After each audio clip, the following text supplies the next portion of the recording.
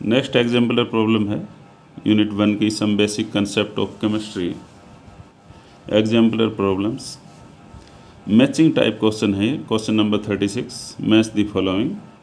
इधर दिया हुआ है 88 gram of carbon dioxide, 6.02 to 10⁻23 molecule of water, 5.6 liter of CO2 at STP, 96 gram of O2, 1 mole of any gas.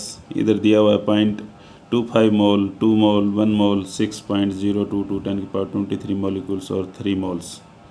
तो यहाँ पर हमने मैच करना है, तो फर्स्ट के साथ में बी मैच कर रहा है। फर्स्ट है 88 gram of CO2। 88 gram of CO2 का मतलब होता है 2 मोल, क्योंकि 1 मोल जो CO2 होता है उसका जो भार होता है 44 ग्राम होता है। तो 88 में 88 44 के डबल हैं, तो 2 मोल के लिए 88 हो जाएंगे, क्योंकि कार्बन के डाइऑक्साइड CO2 में 1 मोल में का जो भार होता है वो 44 ग्राम होता है। कार्बन का भार होता है 12 ग्राम और 2 ऑक्सीजन का होता है 32 और 12 44, तो 2 मोल का 88 ग्राम। तो फर्स्ट हमें बी से मिलेगा।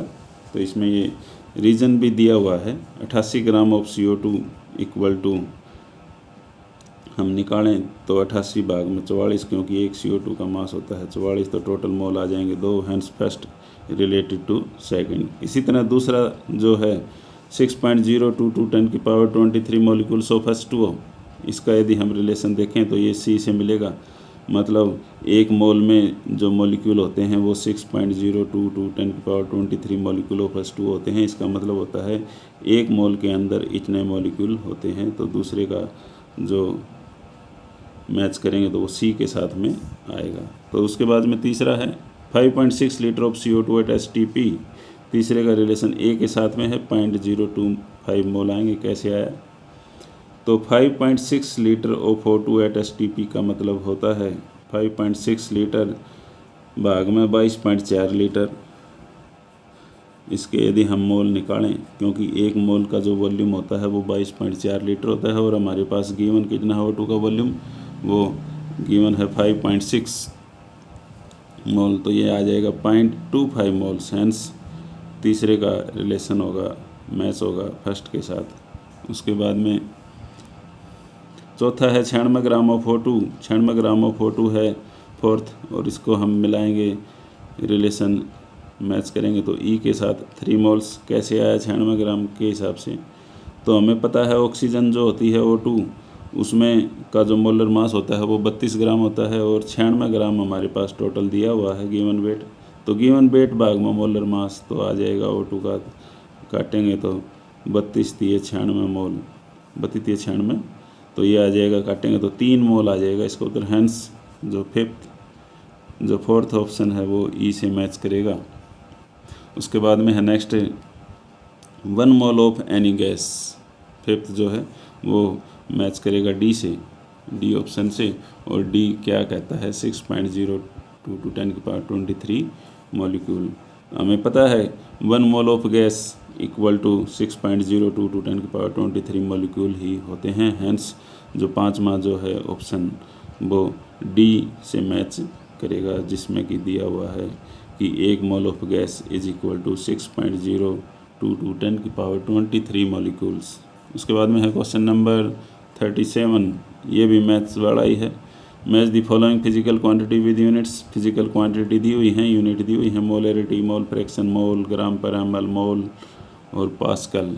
हम इन सब को उसमें मैचिंग में देखेंगे। फोर्थ पॉइंट है मोलरिटी, नेक्स्ट है प्रेशर, ल्यूमिनस इंटेंसिटी, डेंसिटी, मास। इधर दिया हुआ है यूनिट लेस, मोल पर लीटर, कैंडेला, मोल पर केजी, किलोग्राम। तो फर्स्ट का जो ऑप्शन है वो ई से मिलेगा। फर्स्ट का मतलब है यहाँ पर मोलरिटी, और इधर मोलरिटी की यूनिट होती है mole per litre. Hence first is match with E. तो मोलरिटी का मैचिंग हमने किया ई के साथ में, और ई क्या है मोल पर लीटर। सेकंड है मोल फ्रैक्शन। मोल फ्रैक्शन जो सेकंड है उसका डी के साथ मैच हो रहा है। डी का मतलब जो मोल फ्रैक्शन है वो यूनिट लेस होता है। उसके बाद में है थर्ड मोल, MOLE, मोल। इसका हमने रिलेशन करवाया बी के साथ, बी में आया MOL। हैंस जो मोल है उसका जो सिंबल होता है वो MOL होता है, ई हट जाता है। उसके बाद में है मोलैलिटी। मोलैलिटी का रिलेशन होता है फोर्थ का जी के साथ में, मोल पर के जी। मोलैलिटी होती है number of moles per kilogram. Pressure जो होता है उसकी यूनिट होती है पास्कल। हैंस फिफ्थ जो रिलेशन है वो मैच करेगा वो सी के साथ में। ल्यूमिनस इंटेंसिटी की यूनिट होती है candela. Hence sixth is related with F. Molality मतलब कैंडेला के साथ में मैच करेगा। डेंसिटी की जो यूनिट होती है ग्राम पर ml। Hence seventh is related to A. Density होती है ग्राम पर ml, तो ये सेवंथ का ये हो गया। मास होता है वो उसकी यूनिट होती है किलोग्राम। हैंस आठवां जो है वो एच से मैच करेगा, तो ये मैच दी कॉलम वाले क्वेश्चन हो गए। उसके बाद में है next question, assertion and reason type question. In the following question a statement of assertion a followed by a statement of reason R is given. Choose the correct option out of the choice given below each question. Assertion reason types हैं, एक assertion दिया होगा, एक reason दिया होगा और उसमें फिर 4 ऑप्शन हमें मिलेंगे। असर्शन क्या दिया हुआ है, the empirical mass of ethene is half of its molecular mass. Empirical जो मास होता है इथीन का वो हाफ होता है उसके मॉलिकुलर मास से। रीजन भी दिया हुआ है, the empirical formula represents the simplest whole number ratio of the various atom present in the compound. जो एम्पिरिकल फार्मूला होता है वो रिप्रेजेंट करता है simplest whole number ratio of various atoms present in compounds. तो ये इसका असर्शन है, ये रीजन है। इसमें 4 ऑप्शन हमें मिलते हैं। Both A and R are true. Assertion reason दोनों ही ट्रू हैं और आर जो है वो करेक्ट एक्सप्लेनेशन है ए का। उसके बाद में बी ऑप्शन यहाँ पर दिया हुआ है, कई जगह पर बी ऑप्शन अलग होता है, हमने इस क्वेश्चन के हिसाब से करना है। A is true but R is false. C option है नेक्स्ट। सी ऑप्शन क्या कहता है, A is false but R is true. D option क्या कहता है, both A and R are false. तो इसमें ऑप्शन ए इज करेक्ट आएगा। Both assertion and reason are true होते हैं और आर जो है is A correct explanation of A. जो रीजन है वो करेक्ट एक्सप्लेनेशन है ए का। उसके बाद में क्वेश्चन नंबर 39 है। क्वेश्चन नंबर 39 में कहता है असर्शन में 1 atomic mass unit is defined as 1/12 of the mass of 1 carbon 12 atom. 1 atomic mass जो यूनिट होती है उसकी इसने डेफिनेशन बता रखी है। It is 1/12 of the mass of carbon 12 atom. Reason दे रखा है इसमें, carbon 12 isotope is most abundant isotope of carbon and has been chosen as standard. Carbon जो 12 है आइसोटोप है कार्बन का, वो बहुत ज़्यादा नेचर में पाया जाता है और इसको हम स्टैंडर्ड मान के चलते हैं। तो ऑप्शन ए है, both assertion and reason are true and R is correct explanation of A.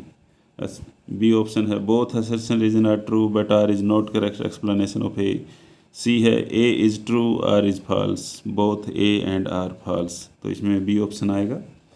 B option में क्या कहता है, both A and R true हैं but R is not correct explanation of A. दोनों ही सही हैं लेकिन जो रीजन जो दिया हुआ है वो असर्शन के अकॉर्डिंग सही नहीं है। Because correct explanation of choosing carbon 12 as standard, the relative mass of the atoms comes out to be close to whole number value and ambiguity of oxygen as reference was solved. तो ये इसका correct explanation हो जाएगा जिससे कि हमें पता चलता है कि बी वाला ऑप्शन सही रहेगा। क्वेश्चन नंबर जो 40 है वो क्या कहता है, असर्शन ए गिवन है, significant figure for 0.200 is 3 whereas for 200 it is 1। तो असर्शन दिया हुआ है, रीजन भी दिया हुआ है इसका। 0 एट द एंड और right of a number are significant provided they are not in the right side of the decimal point. तो 0 जो है वो एंड पीछे की तरफ हों या राइट साइड में हों तो वो आर सिग्निफिकेंट होते हैं but they are not on the right side of the decimal point. Right side में डेसिमल पॉइंट के हों तो वो सिग्निफिकेंट नहीं। इसमें क्या दे रखा है हम देखेंगे कौन सा ऑप्शन सही रहेगा। तो इसमें ऑप्शन ए क्या कहता है, both A and R true but R is correct explanation of A. B क्या कहता है, असर्शन रीजन ट्रू है, R is not correct explanation. C कहता है A true R false. D कहता है both A and R false. तो इसमें आंसर अपना सही आएगा सी। सी का मतलब क्या है, A is true R is false. Assertion तो सही है लेकिन रीजन गलत है, क्योंकि करेक्ट रीजन क्या होगा, if a number ends in zero but these zero are not to the right of the decimal point, these zero में और मे नॉट बी सिग्निफिकेंट। तो इसका करेक्ट आंसर रीजन यही रहेगा। क्वेश्चन नंबर 41 क्या कहता है, असर्शन ए गिवन है, combustion of 16 gram of methane gives 18 gram water. Reason भी दिया हुआ है। In combustion of methane water is one of the products. तो हमारे पास 4 ऑप्शन दिए हुए हैं। पहला ऑप्शन क्या कहता है, both assertion and reason are true but reason is not correct explanation of A. B क्या कहता है, A is true but R is false. C क्या कहता है, A is false R is true both A and R false. तो correct option आ जाएगा C. सी में क्या कहता है, ए तो फॉल्स है लेकिन आर ट्रू है, क्योंकि combustion of 16 gram of methane give 6 gram of water.